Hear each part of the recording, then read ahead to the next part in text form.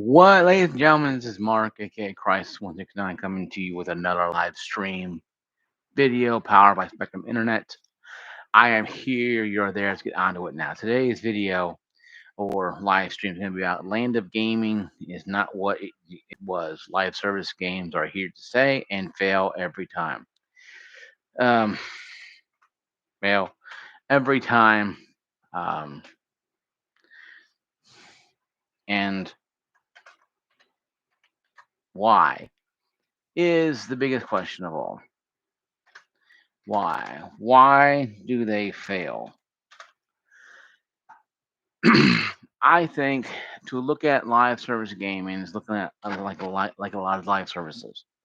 You have um, Netflix is a live service. Believe it or not, Netflix is a live service because they keep adding, moving stuff around. So is your um, Peacock network and your Paramount Plus networks. Those script services are live services because they constantly change. Your Netflix back in the day, when I first got it back in the day, PS3, you had to have a disc to operate it, as well as the Wii U. I mean, the Wii. I had the PS3 and Xbox. The Xbox didn't require the disc. The PS3 did. So you get sent a disc, put it pop in your PS3. It unlocked the video functionality. It was so weird though. But anyway though, the video ran better on the Xbox because it looked better on PS3, but because of that extra crap you had to go through, it was better on the Xbox 360. But the video format stuff came out later on, a few years after Netflix really started getting going. It took a little longer than a few years, obviously. But the main thing was with the advent of all that stuff with the going on with the live services. Netflix became just by mail to now having tons of stuff you can view.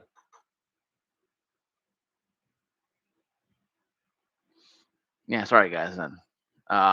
But yeah, you had to go all that stuff there. You had to go to Netflix, do all that stuff, and now you can go and click on a button now on your controller now, like this controller here, and it is a controller for my TV. I can click on Netflix here, right there, Netflix, um, Prime Video, Disney Plus, or YouTube. Click a button, boom, go to it. Well, YouTube existed, but not very big. Netflix had the same issue, but once again, not very big.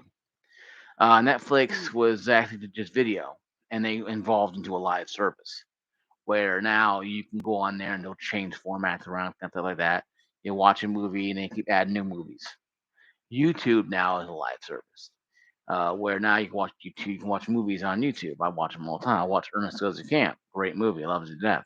Haven't seen it on cable in a long time.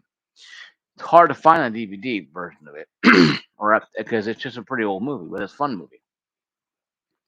Um, but live services are good. Now, when it comes to gaming, when live services kind of go the way of the dodo, live services to gaming is they've been snake bit. In other words, for a lot of people, um, watching a live service, playing live service games, and I have Battlefield 2042 as the prime example of this. When Battlefield was announced, it was announced to be a live service game by EA. A couple years. they think a couple years, at least maybe 4 years, 5 years. Halo same way too, and Halo Infinite same way too. 5 years. Well, Halo's supposed to be 10 years. So Anthem finally, sorry guys, Anthem finally had to cough up. Sorry guys, Anthem had to shut servers down, and Anthem is finally dead. It died out years ago, but they finally turned servers off. I think this year or going to in a few months, or already have. Anthem is no more. It's dead, completely gone. Can't play it. So you have to take the disk space of it. You have a coaster. because the game will not work without internet connection. So I'm saying live service games are a kiss of death because once you have played the game, once the game goes offline, doesn't matter if you have a physical disc of the game, it's still a coaster. You bought a piece of plastic that's worthless, with silicone in it and stuff. Well, I don't know what's in a disc. I don't care. But uh, the point is, it doesn't matter you buy it digitally or physically. Once that once that game goes finito, goes dead, it's a coaster. You have a coaster now. You can set your drink on. You can set your water on a coaster now and just sit there. No, and remind you of the failure that you bought that game Anthem physically. Now you buy it digitally, yeah, it's still failure too as well. But Anthem was not going to be very long. The game was just killing bugs, doing stupid tasks, and that was it. Um, 2042 was a game that was, environmental. Means you have environments, tornadoes, kind of stuff. You have real things happen. Buildings being destroyed. Somewhat. You have total chaos. But the beta was so bad that when the game launched, this is the build from 3 months ago. No, this is probably the build they had because the game was so shitty. They released the game, and of course, like a jackass like myself, I bought the damn game for $90 because I'm an idiot. So that's why I didn't play Battlefield 6. I'm not going to taint myself with anything. I'm going to go into buy. Yes, I'm going to buy Battlefield 6, but I'm gonna buy, like I said, I'm gonna buy probably the Pro or Premium Edition because I always buy a Premium Edition to Battlefield. I never not bought a Premium Edition. I bought Titanfall 2 Premium. I bought a lot of games, Star Wars. Even Star Wars Battlefront 2 that was terrible. People play the game for 2 3 hours. Already had everything unlocked because they went $200 and paid it all. Then EA decided to close it off. So when you can't play the game, you get murdered by a bunch of people who pay $200. And that's another thing for live service games, like Battlefront 2. People were like, okay, I'm gonna play this game and good, and you get murdered right out the bat because if people spent $200 more to unlock every card, to upgrade every card, so now you're walking into a firefight where you're pretty much already dead. So when you logged in, you're already dead. You go on there, you're gone. So that's why I returned the game. Like I'm done with this because it's not fair. You want everybody to have a playing game. Cool, fine, pay $200, but don't turn it off. And no, you tell those people, hey, we're turning this off and refunding your money, and we're making everybody's card back to zero. But they couldn't do that because EA wants the money and they don't care about everybody else. So they screwed everybody else and let those people who had $200 in their swiping their cards to upgrade all their stuff, all their stats, all their cards, just keep murdering people. Well, people just stopped playing it. It got so bad the game only had one time 700 people playing on Steam. This is on Steam. This is not on Xbox. This is on Steam itself. And the game has still have not fully recovered. I don't think. I'm gonna check real quick here and see Steam charts here though, because I like to know, you know, just to see how it's looking. Yeah, it's at 2,000 people. They lost 51% of their people. 2,300 people playing it. 4,000 playing it right now. 35,000 is a new record. Came out with less than that when it came out. So I mean, the game really went down the toilet. And since EA is not going to release another Battlefront game, it lost almost all of its people. Its player base lost in like 2 months time. That's a live service game, folks, and that's a live service game. Battlefront 2 is. So it kind of shows you the Battlefront 2 EA experience. So I don't have a lot of hope for a lot of games. 2042 is supposed to last like 5 years, they said. It lasted me a year. Yeah, they gave us the first 5 premium battle passes because they had to do something.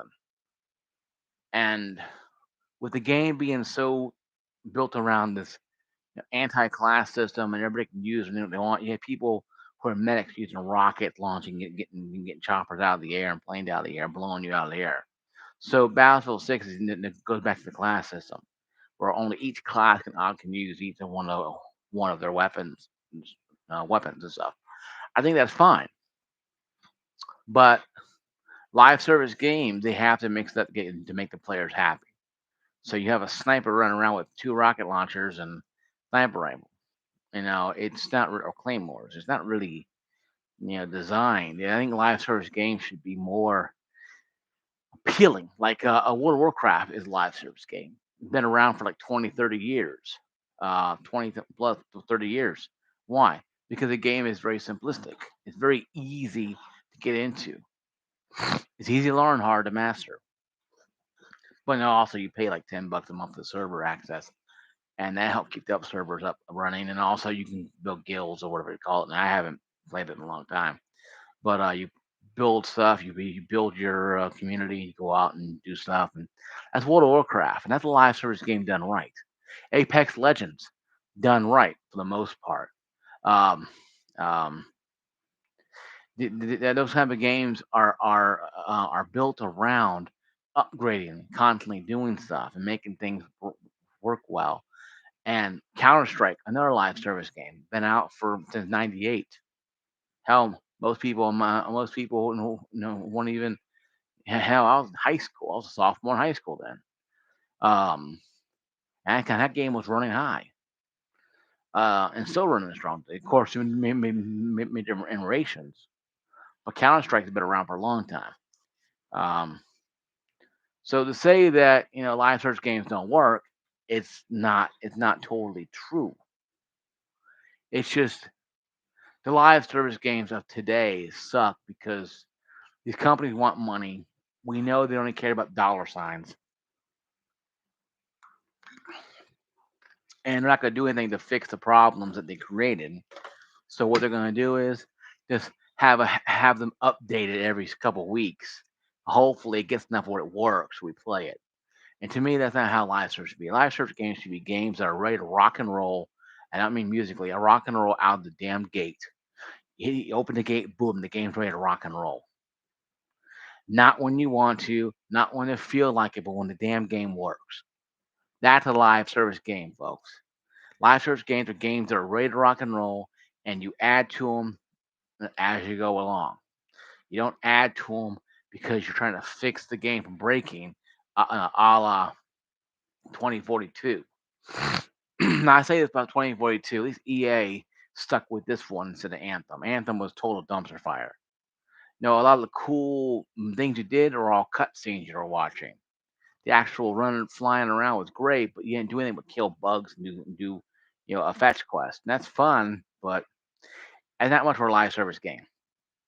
These Battlefield 2042 live service game was a beneficial and plentiful, but they changed things like getting rid of the class system and letting people use whatever they want instead of having a class system where you can't use a rocket. If you're a medic, if you are a sniper, you're not going to have an arsenal of weaponry that just take down jets and planes and be a god among men. You're supposed to have to use what your class specifies. I think if a new class system is good in Battlefield 4 and 3 because it worked.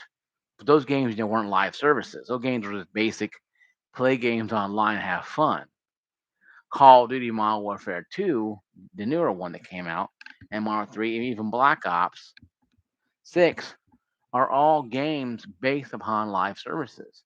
And you're never going to live service a Call of Duty or a Battlefield game because you can't. Because these games are very linear. Yes, yes, they can add battle passes and add things, but you can't do like World of Warcraft or Apex Legends. You can't do like that. You can't add that type of stuff or Counter Strike. Yeah, you can add some classic game. You can add some new maps. You can add some new play styles, but you cannot cram this into a small square. It's just it's an apples to oranges.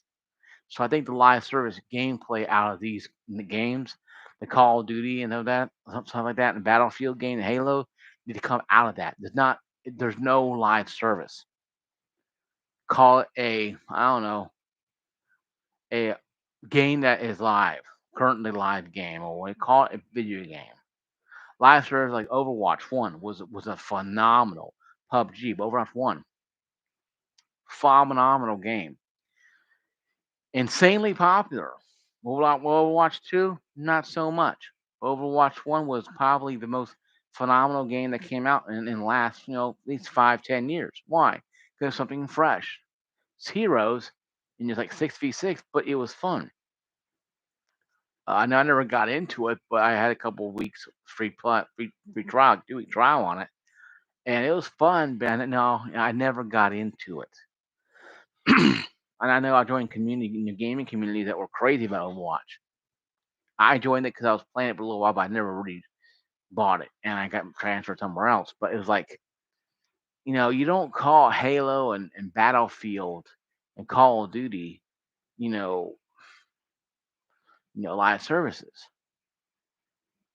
You just don't do it because they're not live services. Now, you're not going to be changing the formula of the game. And how Apex Legends live service because they keep updating stats, updating things, and adding new things in there.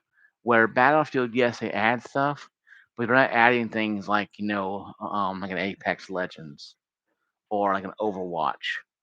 It's not that serious. These games are mostly 2-year run games, 2 to 4 years, and once the game had its fill, once you had your fill, you're done. You move on to the next game. So like Call of Duty comes out every year because within 1 year, the Call of Duty junkies out there will blow through it, beat the whole thing. Probably won't touch the campaign because my God, touch the campaign. You can't. You can mow down 12-year-olds, but you can't mow down the computer control AI and military intelligence with basic military strategy. You have to mow down 12-year-olds. I beat every Call of Duty on veteran, and Call of Duty World War II, probably the first one I couldn't beat on veteran. Took forever to get very close to it. Very, very hard, but it was a fun experience because the game was fun and it made for some exciting good gameplay. Um, that being said, though, is every game live service? No, but the company are making it sound like live services. Battlefield and Call of Duty or Halo are not live service games. They can't be because if they're live service, means you have to update them every single month, have new exciting things happening, expansions, free expansion packs for all these other games. Like if you have Call of Duty, if you have Call of Duty Black Ops 6, then Black Ops 7 is free because it's free expansion, and you expand the weapons and do stuff. It just they won't do that because they know they have to make the money back. Activision have to make a lot of money for Microsoft since they got sold for $68 billion. And same for EA and Battlefield. They can't make it a live service game. They know it's impossible. They have to update with battle passes every quarter and have them out ready to rock and roll, have all these things got to go, and be able to do things that you can't do, and they can't do it, and they can't and won't do it. They can't and won't do it that way. They can't and won't make it a live service because if they do, then they're going to be forced to actually make it work. They have to take said game and put said game on a pedestal and only work for that game.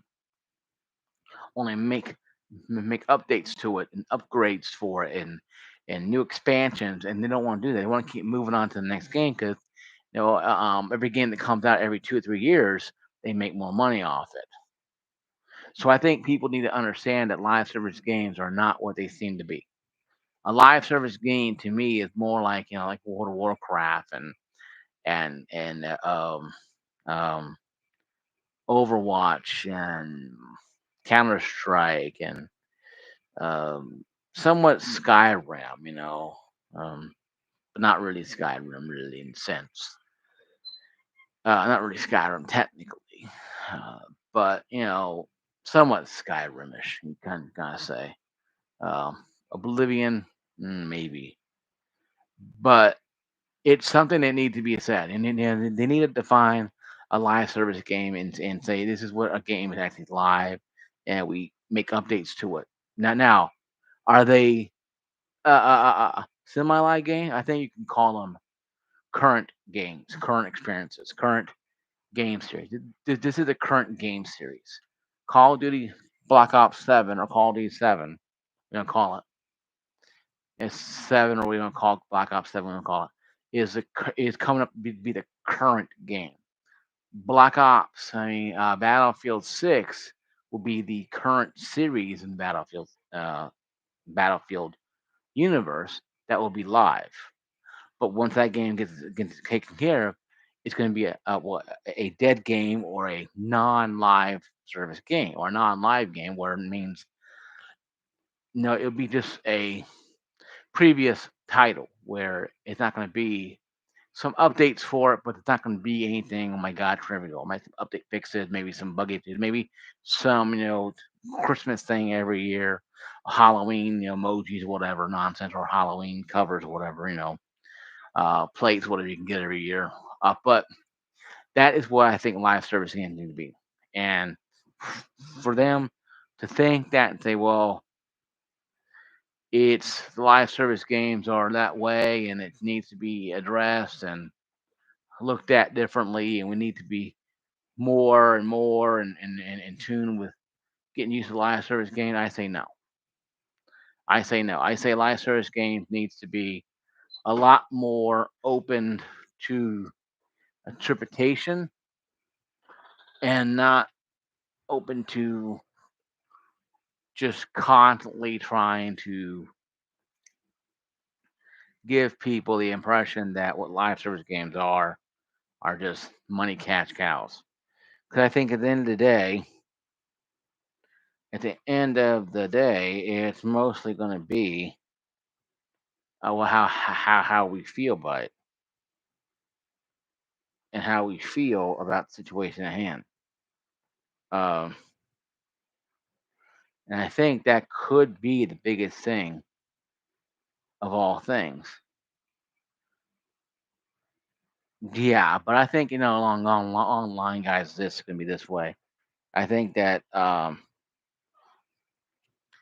it's being told, how it's being said is that we have live service games out so far.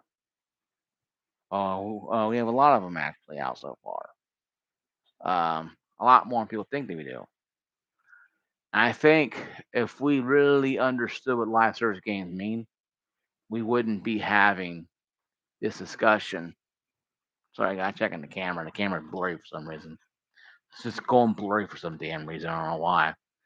Um, but if we understood why the companies don't want to create live service games for quick money, and they don't want to sit there and understand that not every game is going to sell $100 million and do all this stuff, that we have to understand this. We have to get that the games that come out will be more like Anthem and not like World of Warcraft, where every game is going to be, you can have a beginning, you can have a birth, a life, and a death.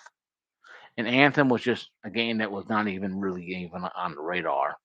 Hell, most people didn't know what Anthem, who worked at Anthem, didn't know what the hell it was until the game premiered. The game premiered, and they didn't know what it was. And that's something, and that's saying something. That's saying a lot of stuff, though, if you really think about it. Um, I think it's something that can need to be addressed and understood. Some can be understood a little bit more than what we think, because what we think it is not what it's going to be. I think if we really understand that, we will truly get what we'll know what's really going on. And that's why I think a lot of people today are not really having a lot of faith when it comes to the gaming, companies and community, because people are so enamored with live services and trying to keep live services and doing this, that, and the other. They're not really trying to, rock the boat, so to speak. They're not really trying to rock the boat. They're just trying to just, do what they think is right, instead of, going out there and going, what, we're gonna go out there and try to, do this. And this video, guys, I've been kind of rambling, and I apologize. But live service games really bother me because, in closing here, my final thoughts, because my camera's all blurry. I don't know what's wrong with it. Something wrong with it. My final thoughts are this: live service games to me can be a benefit if they are done correctly. If a game is done correctly, it can be a live service game. It can be a great game to have. If it's not done correctly, it can be a very dangerous thing to have, because then what happens is you take the game lineage of a Call of Duty, for example.